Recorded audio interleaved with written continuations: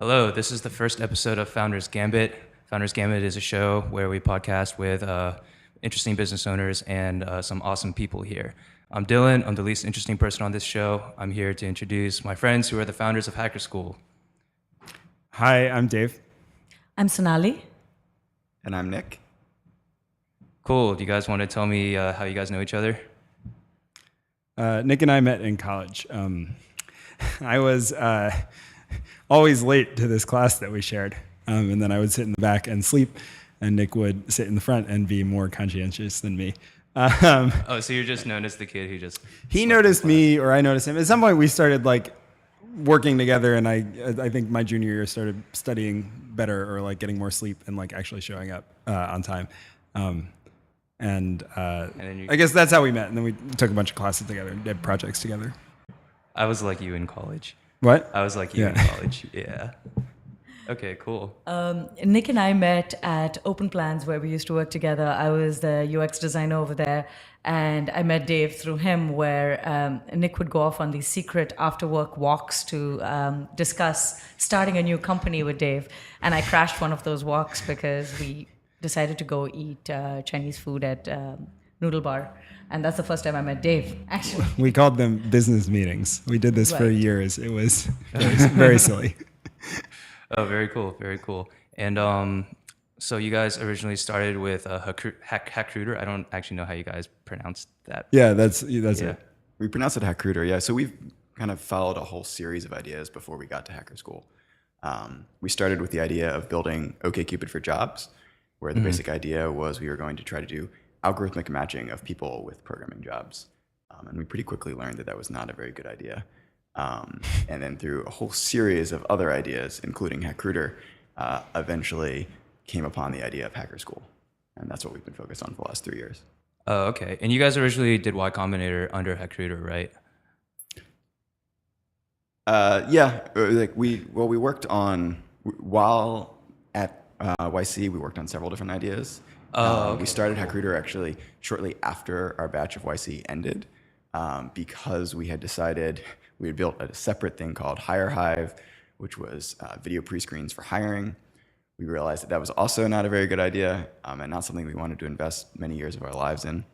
And so we were kind of lost for a while, and Paul Graham suggested that we try to basically become recruiters ourselves so that we could learn the market really well, understand how it works, and then ideally figure out how we could write software to automate ourselves out of it. And so that was where the idea of Hackrecruiter was born. And so the three of us spent a bunch of time basically doing the kind of boring manual work of being recruiters. And it was in that process that we discovered the idea of Hacker School. I remember during that process, we had tons of emails to send out to people asking them if they wanted to change jobs or wanted a new job. And that was really draining on us. Very quickly, we met a lot of really cool people, and we're like, we like having a beer with this person.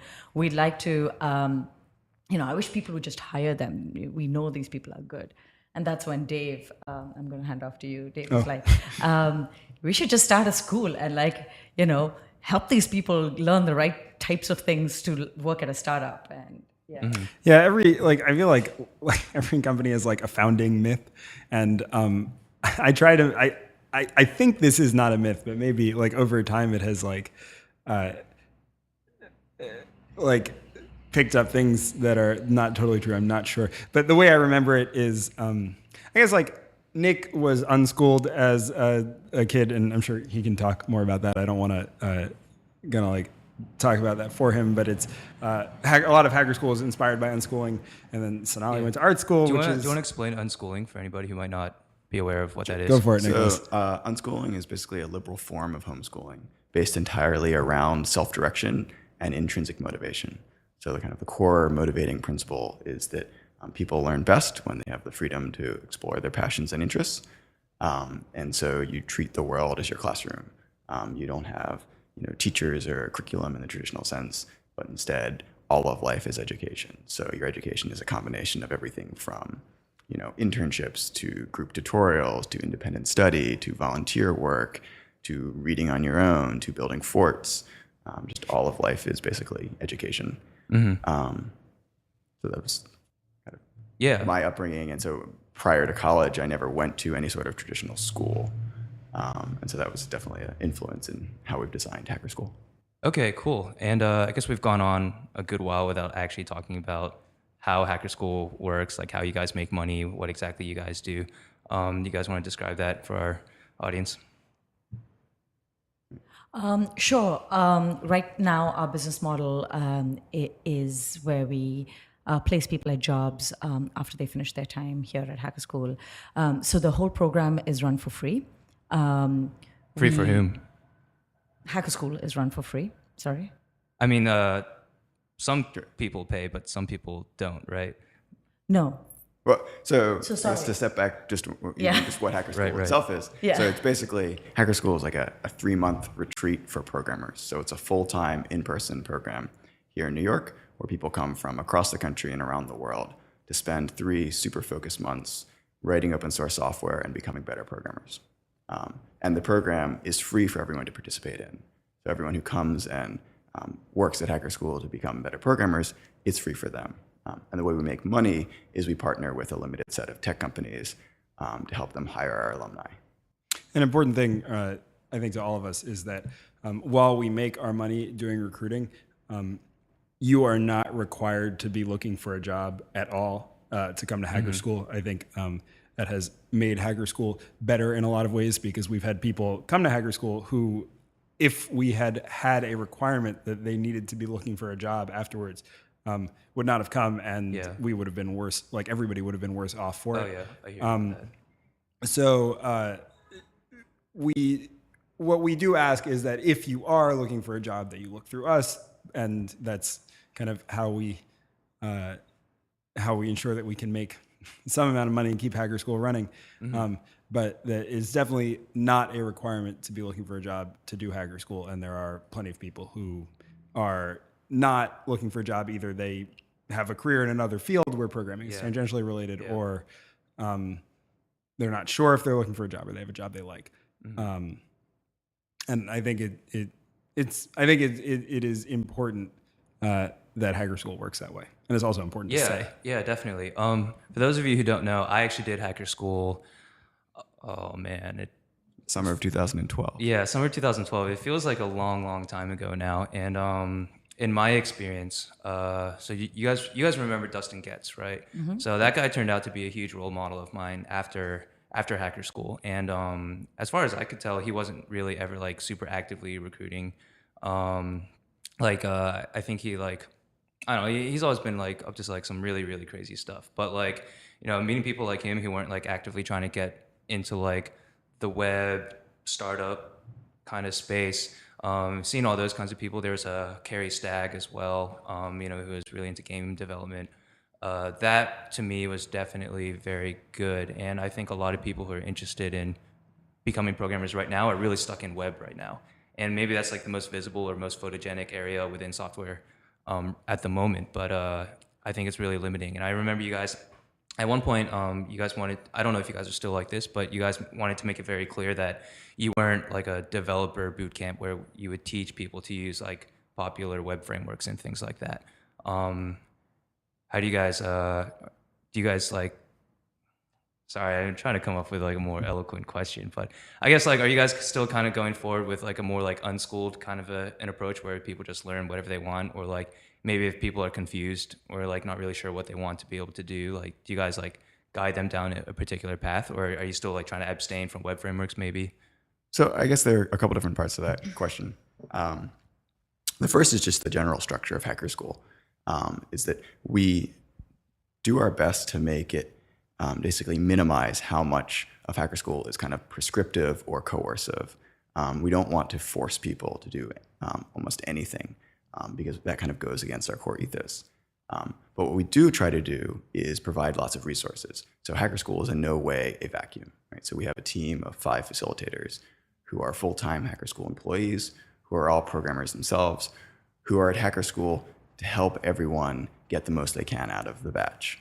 A batch is what we call a session, the 3-month session. And so we try to provide lots of rich resources to make Hacker School a great place for people to become better programmers, but we try not to do it in a way where there's ever somebody saying, you have to do X at time Y. Okay, very cool, very cool. And there's one other issue. You guys have blogged about this before, and I think it's a pretty exciting idea. Maybe not as exciting to address, but the idea of how you guys named yourselves Hacker School. And I think you guys have been like having second thoughts about that. Do you guys want to elaborate on that a little bit? It's my fault, and it's I think the jury is in, and it is a mistake.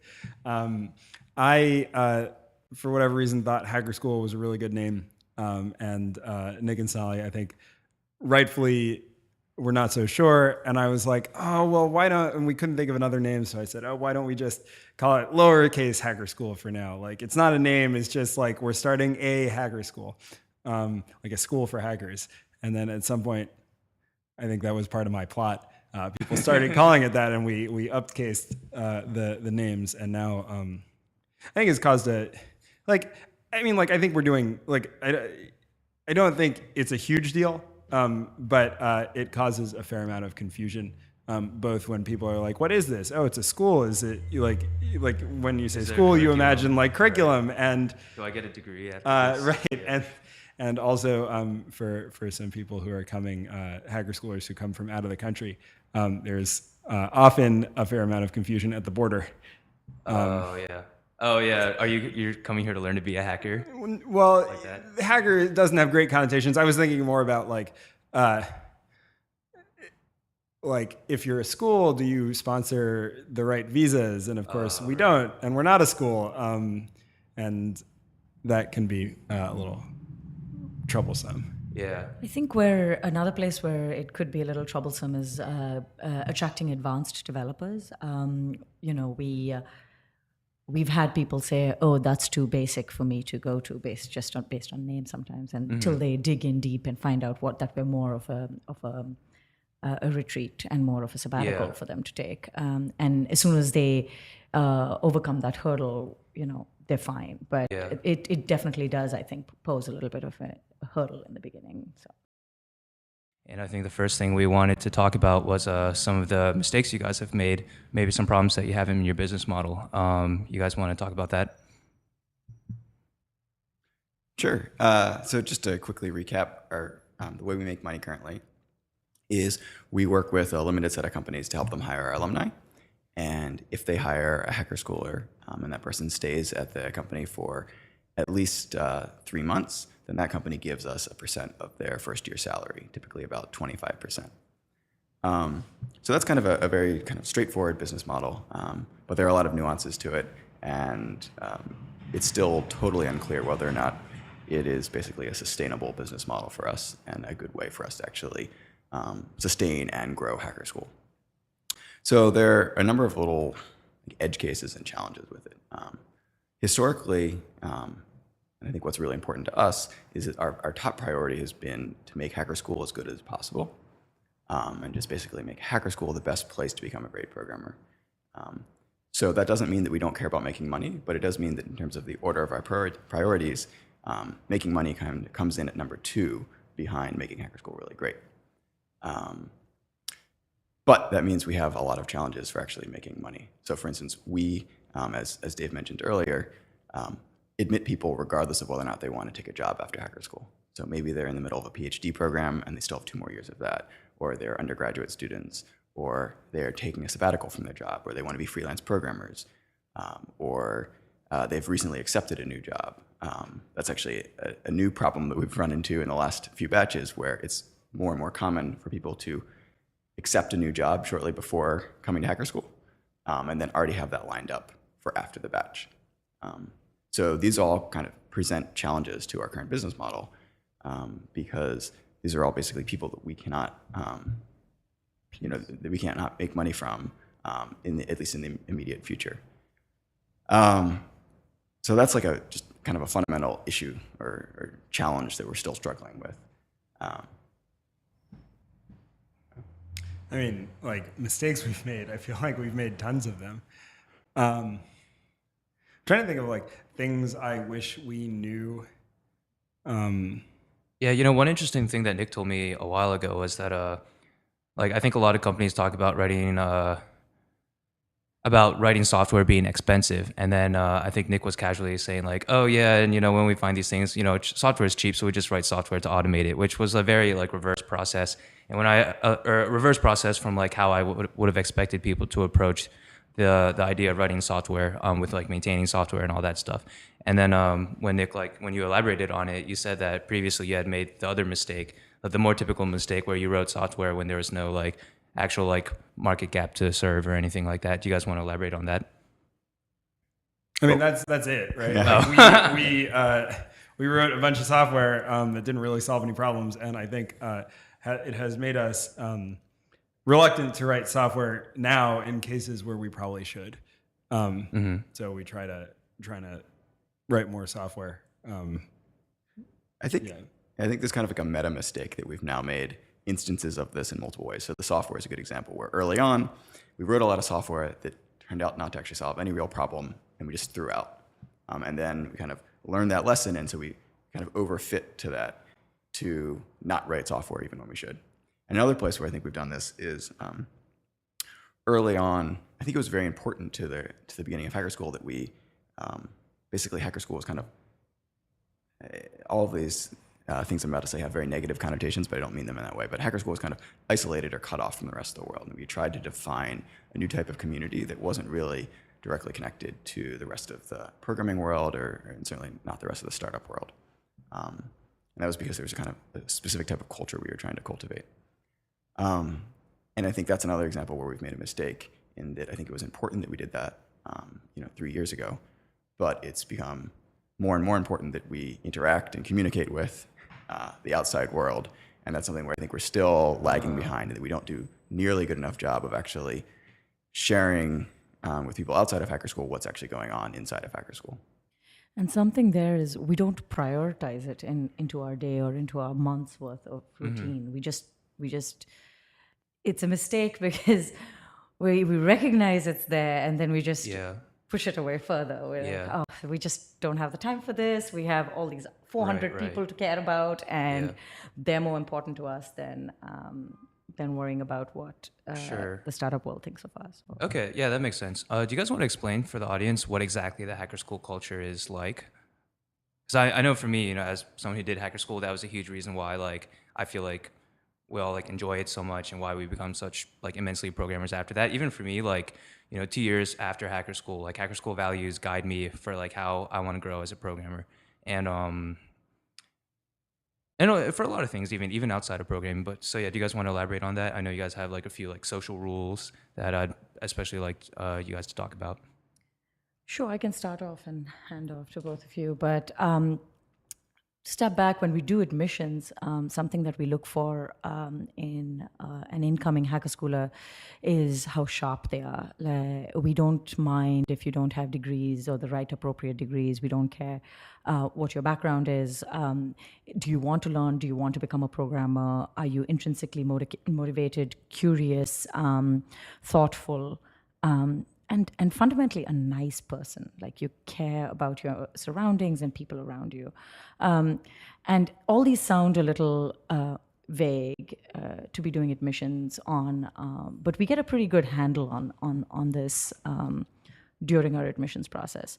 And then once a person comes in, this process has proven to be successful, because when we bring the group of people in, we're always surprised, but pleasantly surprised, that we have 50 really nice people to hang out with for 3 months. And in the initial years, we joked and we said, "Oh, do we want to hang out with this person for 3 months?" And that would be one of our many admissions criteria. And yes, we do. And you end up doing it after they join anyway. Exactly. So building an environment for us has been largely based on the type of who we admit to the space.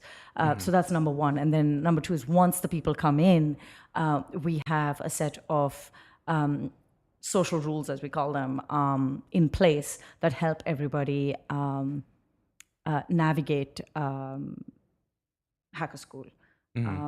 And I'll let both of you start off with the social rules. I guess the idea behind the social rules are basically the same of almost every choice we've made with regards to Hacker School, which is something that we think will make for a better learning environment. So a lot of the social rules are aimed at making an environment where people will feel safe, specifically safe to expose their ignorance, to say, I don't know or I don't understand. So for instance, the first of our 4 social rules is no feigned surprise, which means, if you say something like, who's Peter Richard Norvig? Stallman? Or who's Richard Stallman? Yeah. If you said to me, Dylan, who's Peter Norvig? I shouldn't respond and say, oh my gosh, I can't believe you don't even know who Peter Norvig is. He wrote the book on artificial intelligence and he's director of research at Google. And I can't believe you don't even know who he is, right? Because that's just obnoxious, right? It's just one person saying something to feel better about himself and to make somebody else feel worse about himself. And so, no feigning surprise. So no feigning surprise is the first social rule. And that's basically in place to try to cultivate an environment where people are going to see not knowing something not as a negative thing, but as a positive thing. Because in an educational context, that's what it is, right? Like the whole purpose is to learn new things. So when you find something you don't know, it's not something to be ashamed of. It's something to be excited about because it's an opportunity for growth. Mm-hmm. Cool. So rule number 1 for the Hacker School culture, no feigning surprise. You want all the rules? I know there's at least 2. I There think are I think there've been if more you want rules them. added. Okay, when I was in Hacker School, there were only 2, I think. So all of the rules have kind of slowly evolved, though I guess we only had 1 in place when we started, which was no well actuallys, This is a funny one. which Dave instituted in the company, rightfully so, I guess. This one I'll was let him really explain. smart. I'm still blown away with how smart this one is. But, So a well actually is when you're having a conversation and you say something that is almost correct, but not quite, and somebody else goes, "Well, actually," and then they correct you. The worst well actuallys are ones where that the thing that you said that was not totally correct was like not kind of core to the conversation, but it's frustrating even when it is core to the conversation, because almost all the time the conversation does not rest on that thing being 100% correct. And kind of the effect, I think, well, actually have a similar effect as feigned surprise, where what it does is it like turns the conversation inward, like towards you, right? Yeah. It's like, hey, I want to show you how smart I am. right. So instead of like collaborative, it's just a yeah. little self-indulgent at that point. And it often derails the conversation. And we, Nick and I especially, did this a lot to each other, and got in, I think, early on in the business, like when we were living in California, got in a whole bunch of like arguing matches, like shouting matches over like stuff that like totally did not matter, and we would just like speak past each other and get very frustrated. And it's stupid. And then I read this blog post on the internet that kind of gave it a name, and I was like, oh my God, we do this all the time. And then we banned it. Or banned is a strong word, but we didn't ban You it. codified it. Institutionalized. We acknowledged it. We acknowledged that it's a thing that happens, and we acknowledged that it's a thing we'd like not to do. Yeah. And that we would be okay calling each other out on it. Yeah. And that's kind of how that's all. Yeah. Yeah, and I could, I mean, this is like a little meta, but I feel like this really kind of, like if I'm a recruiter, if I'm ever like hiring, like I know like I like to go to Hacker Schoolers because this environment really, I guess like kind of removes the vulnerability in like wanting to learn. Like whenever you want to learn, I think there's a degree of vulnerability that you have to expose to show that like you have a weakness that you want to address. And yeah, the world's not very nice. A lot of people like take delight in knowing things that you don't know, and to be able to remove that, remove this, I guess this problem in the learning process really helps to accelerate people. And then whenever you're actually about ready to hire people, you know that like not only have they had, you know, been able to learn things that they're interested in, like in this kind of environment. If you're hiring them into your own company, they can probably create more of an environment like this in their own workforce as well. So like I'm currently a developer at a shop called Triple Lift. 3 of the 6 of us are Hacker Schoolers. That's, you know, half of our engineering team. And I think we have a pretty good culture moving in that direction as well. Like, you know, everyone should feel comfortable, you know, saying they don't know something. everyone's like just in general like a nice person, like. And I think this idea, this degree of vulnerability when you want to learn something, like to me, a lot of this really starts at hacker school and really just starts with these kind of essentials, like just being nice. And if you can be nice to people, you can like build like a stronger team. And if you want to deliver more business value, in the end, like it's all just people, right? And you have to treat people well. I don't think that the social rules only apply to education. I think they, I mean, like we started using some of them in our workplace before we were even running Hacker School, or at least we started using one of them.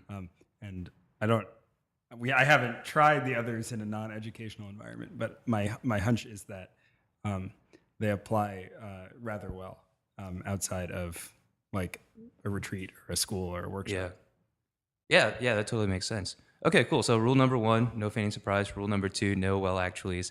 And I had no idea you guys had more rules beyond that. So the third one we put into place after a couple of batches of Hacker School started, which is called no backseat driving.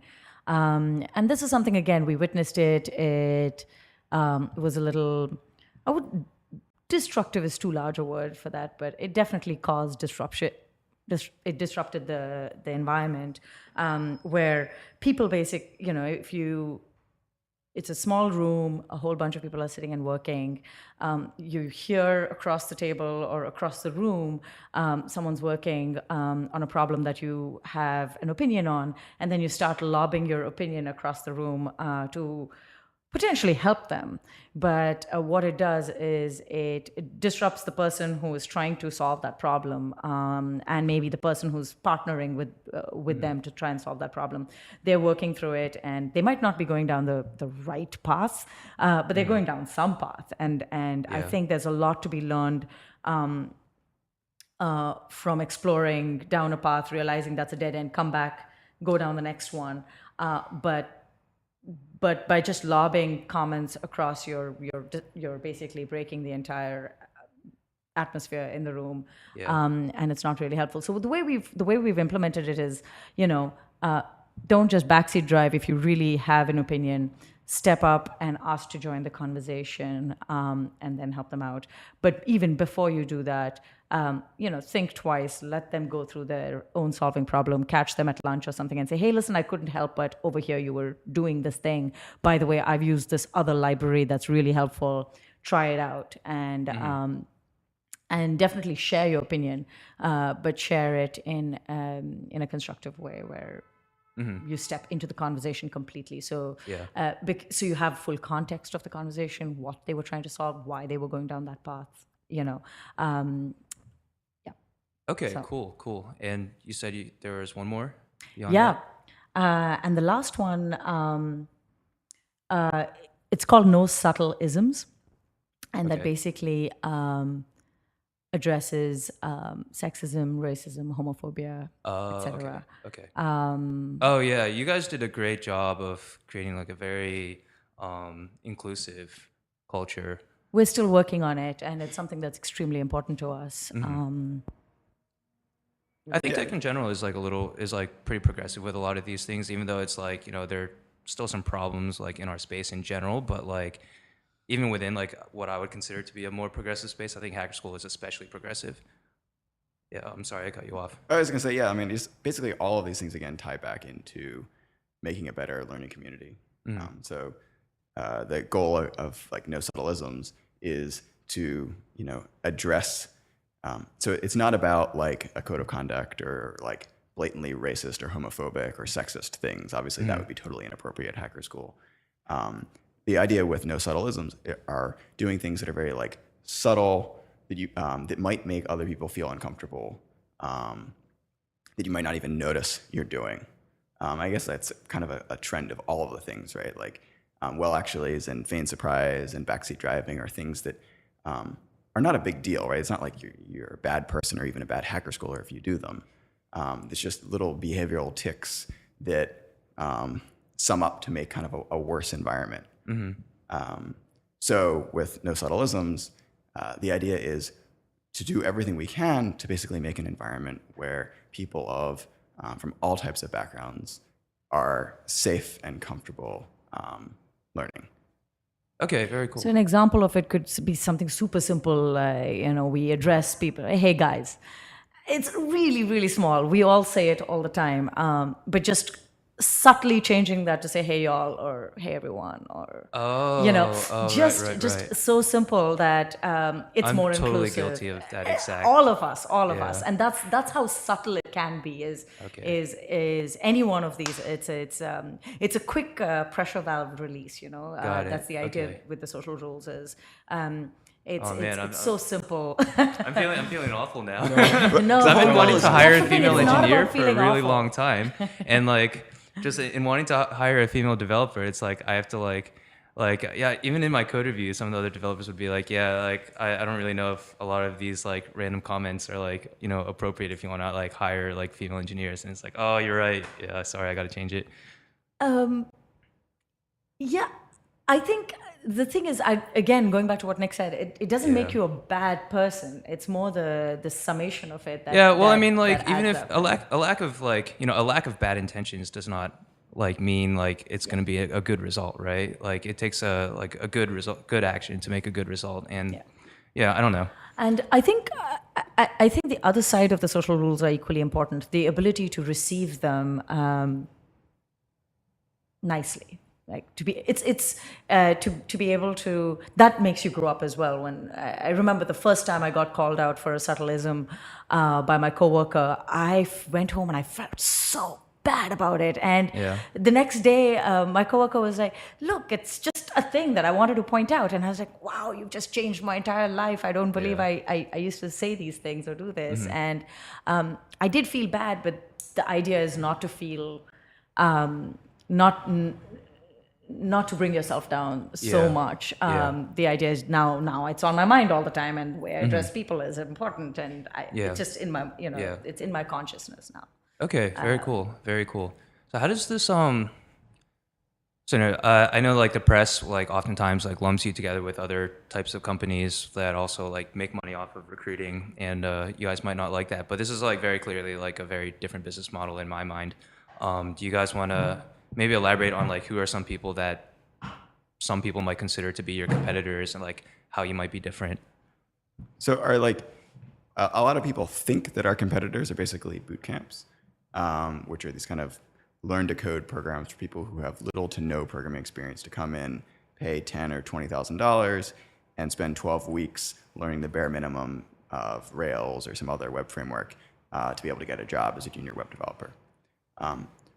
In actuality, we don't really see them as competitors because the people who come to Hacker School are rarely, if ever, choosing between doing Hacker School or some sort of coding boot camp, because we have such a different approach and because the kind of types of people that we target are so different. Yeah. Everyone who comes into Hacker School knows how to program enough to be able to write short programs on their own and is programmed enough to know that they actually enjoy programming.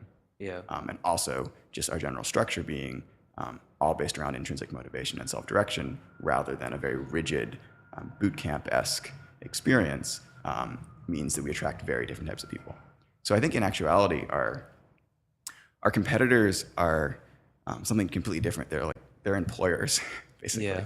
right? Like the people who we admit to Hacker School, who choose not to come, they don't come because they're like, sorry, I just took a job at Foursquare, or sorry, startup X I'm really interested in. I just got a job offer and I decided I'd rather go there. Those are our real competitors. Yeah. Okay. I see.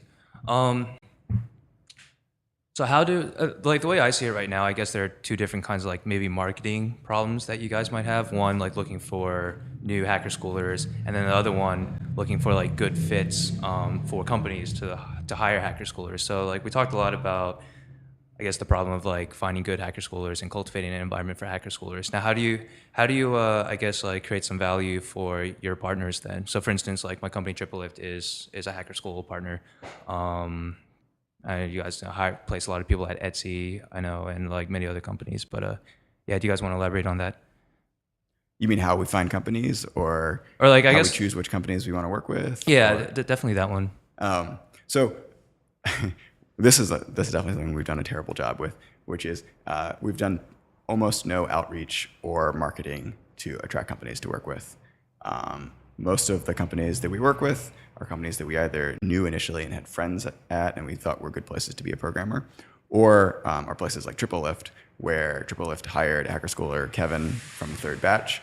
And then after he'd been working there for a little while, they approached us and said, hey, we'd love to hire more people, but this time, through Hacker School.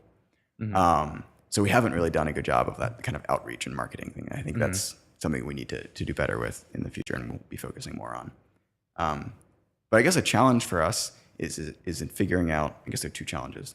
One is clearly communicating to companies that we want to work with that just what Hacker School is, that we are not, in fact, some sort of like learn to code in 12 weeks type thing. And two is, I think the challenge that is what makes finding a new job daunting and challenging, which is that it's really hard to know what a company's like on the inside from the outside. Even if you sit down and talk to the CTO or engineers who work there, or go through a long interview process, it's really hard to know what it's going to actually be like working at a company before you start working there and you've been there for a few months. And so given that part of what we want to do is figure out which companies are good places to be a programmer, that's, I think, a perennial challenge. And I don't think we've figured out some magic bullet there. Yeah, that makes sense. What do you feel like is the difference, I guess, then for a company? Like, let's say they hire one person from Hacker School and then another person from, let's say, another recruiting agency, or like maybe even a developer boot camp. Like, what kind of like differences like do you guys hope to see? Like, or what kind of differences do you hope that this employer will see? So I think that's a hard question to answer, partially because maybe the answer, depending on the person, is maybe not many differences, right? Like 3 months is not a super long time. And it's not like you'll come to Hacker School and you'll like radically change as a programmer. Perhaps you do, but perhaps you just get incrementally better as you work on stuff. I think it's important to be like realistic about what you can accomplish, what anybody can accomplish in 3 months. I think you kind of touched on this earlier when you were talking about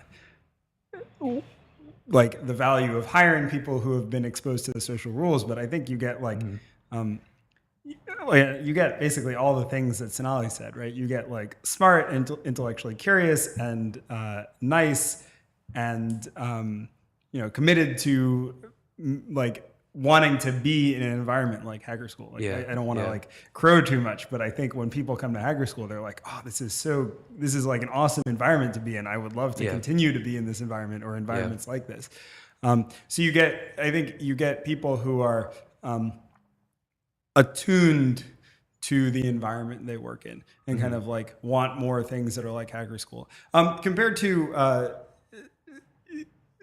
to boot camps, I think you just probably see a wider range of skill levels, right? Because we have people who come who have been programming for as little as 3 months or programming professionally for as many as 20 years. And this is not just residents, because like I want to make, like, we have Hacker Schoolers who come for the entire batch who have been programming for 10 or 20 years. So like certainly you get a much wider range of experience. And you also get a much wider range of things that people are working on because there is no mandated curriculum. There's no specific thing that people have to work on. So I think that's like, those are the big differences. Okay. There are a couple of things I'd like to also add to that. I think the one thing that we foster a lot here is a culture of fearlessness. So people here aren't scared to jump into new things.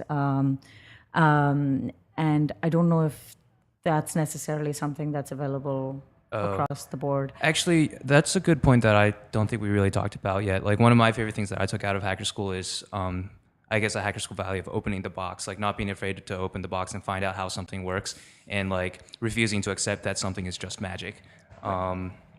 So, I mean, for those of you who don't know, software development is never really as much of a commoditized skill set as maybe some people might want it to be. There's always some degree of like figuring out something that you've never done before. And I think people coming from Hacker School will have more of this fearlessness and more of this like excitement to like jump towards and tackle these problems which are beyond their comfort zone.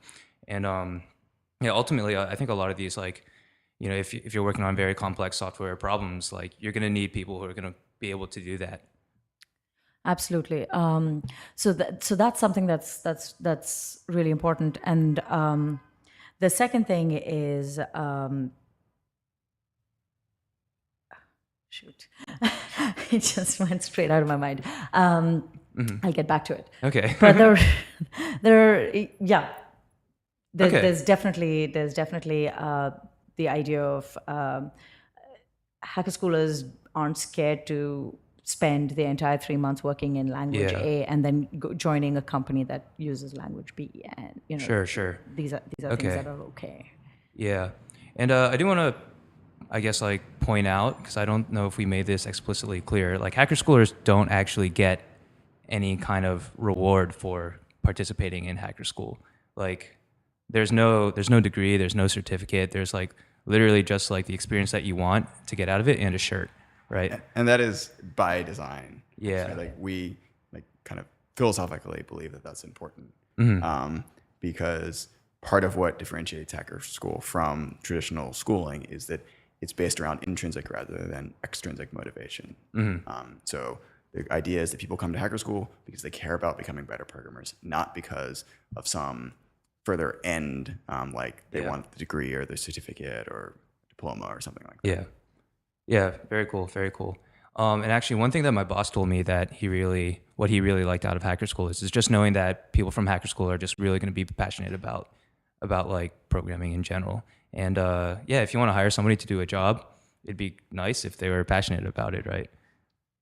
Yeah, I mean, there's definitely a filter in that, the majority of people who come to hacker school move to New York to do it and quit their jobs to do it. So about 70% of people come from outside of New I York. saved money for 5 months to do hacker school. Like, So I that's saved a all good my way to vacation know days, that people really want to be there. And I think that also contributes to making a really good environment. Yeah, very cool. Okay, cool. And so there are a lot of like really new values I think that you guys have brought about, and a lot of, I guess, the job market that these hacker schoolers are going into, and especially the people across the table in the interview process might have some different values.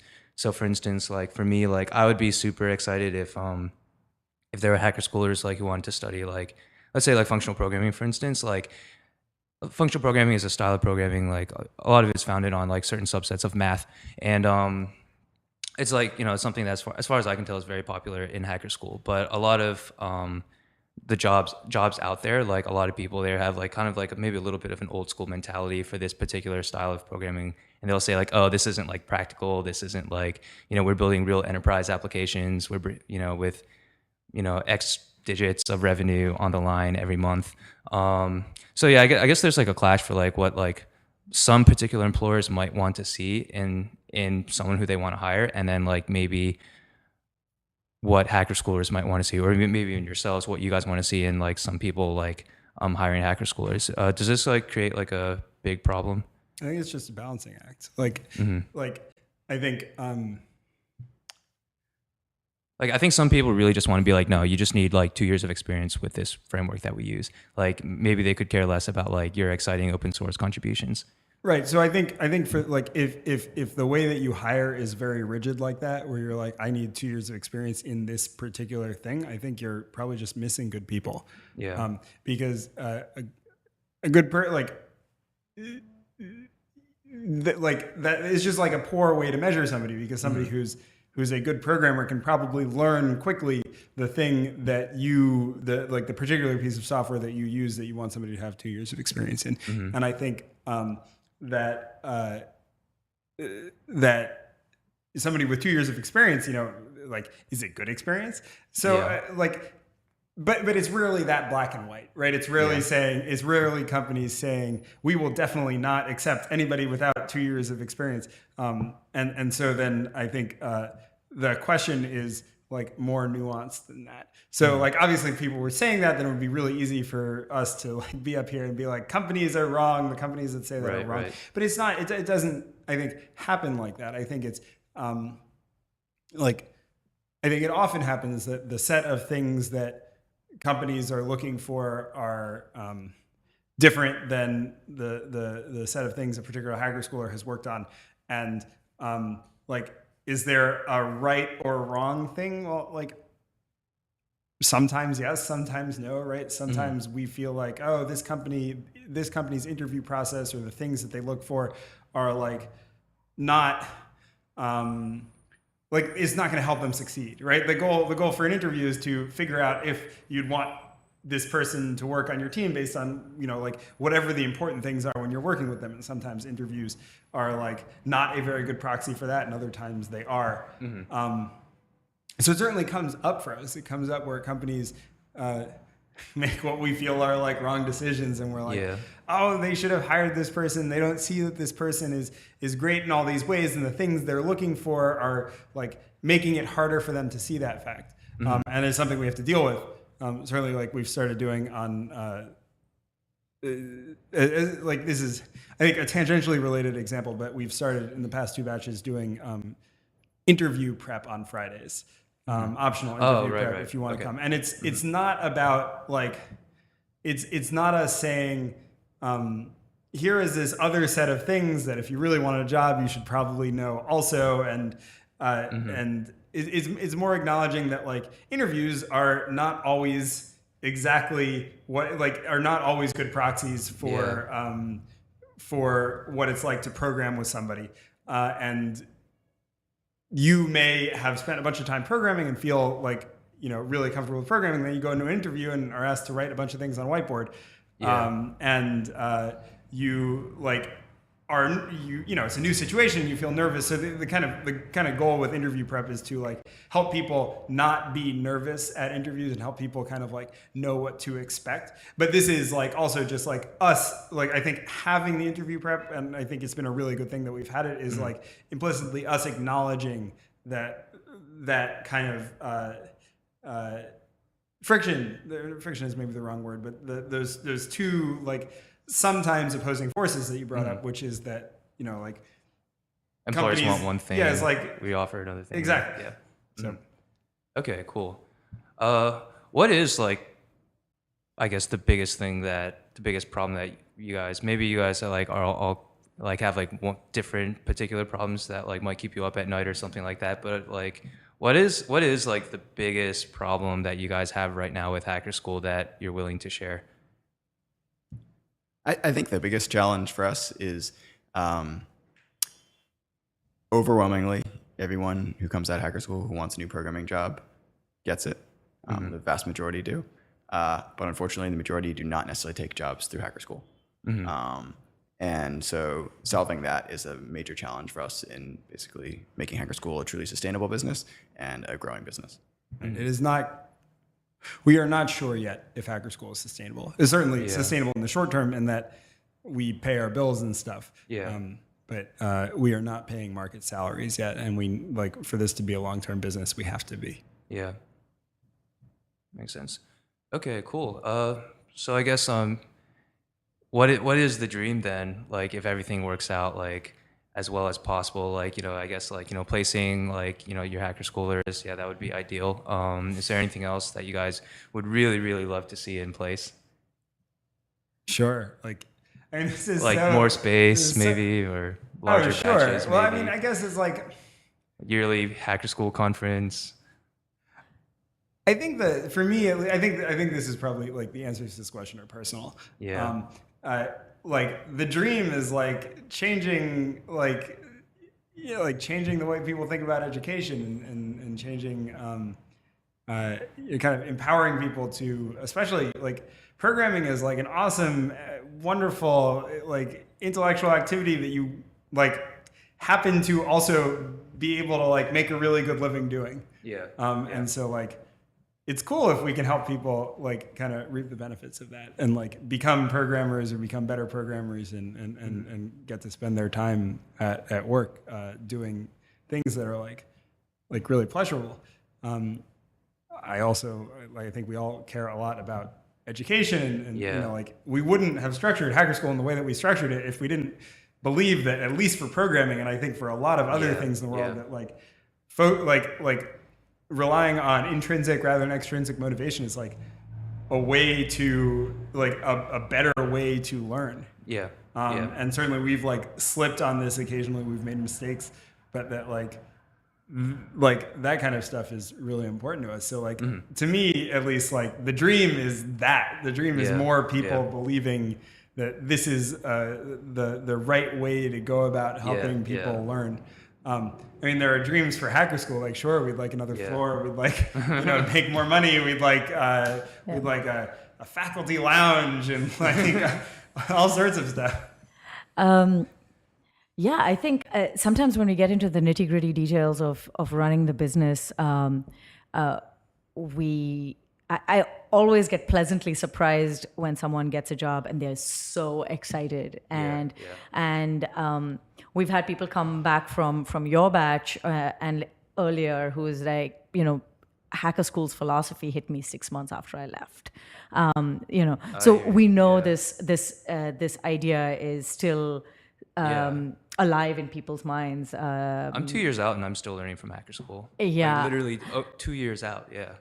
Yeah, and once again, I mean, a lot of these people who couldn't get a job through us for whatever reason at that point in time, still ended up being programmers that excited us and still write to us saying, hey, listen, all the things this is my first programming job ever. I am so excited. I'm in Michigan. I would have never thought I'd be able to do this. I used to be a chemistry teacher. Now I'm a programmer. I used to be I lived in Florida with, my 2-year-old and now I work for Amazon. There are all these stories that are just changing people's lives that we just want to amplify and remember that it keeps happening at this level that, Yeah, anything you want to I add? guess my answer would be a combination of what Dave and Sonali said, which is, we initially decided to switch to doing Hacker School right after the first batch because it was the first thing we'd built that people really loved. And there were only 6 people in the batch. But we heard from them that, they loved Hacker School. And that was the thing that really motivated us. And so over the last few years, we've grown Hacker School to, we really do actually, it sounds, very self-congratulatory, but we've lost count of the number of people who have told us that that we've changed their lives, and that Hacker School has changed their lives. So that's really, really valuable and rewarding. But right now, Hacker School, reaches 150 people or so a year. Yeah. And the question for us is, how do we grow it such that we can reach 1,000 people a year, or 10,000 people a year, or 100,000 people a year? Yeah. Okay, very cool. And I guess I want to wrap up with, do you guys want to share maybe like how you guys have changed as people through this entire process? Like, like Nick, Dave, and Sonali, day one of Hacker School when you guys are just beginning, and then Nick, Dave, and Sonali like now, today. Get diff. It's hard. Well, okay. I'll start a little bit and then you get. When I joined Nick and Dave, I left advertising. Actually, advertising. I was in advertising for a whole year, and I was a UX designer in advertising. And I went I'm in advertising. I went to my old professor and I was like, "Hey, these 2 friends of mine, they want me to join their company. Of course, like, I'm going to quit my salary and everything." He's like, "Just do it. They're a YC company. Just do it. You're going to be, co-founder. That'll be great." I said, "Okay." And so I started drinking the startup Kool-Aid, like, oh, I'm in a startup. I'm going to be a designer in a startup. I know, I'm using the term. We had a rule to try not to say the word startup, but it's okay. And so that was now almost 4 years ago. And little did we realize that, very quickly we dumped the whole startup notion, at least this notion of like, 1 million users in 1 year kind of thing, or in a short period of time.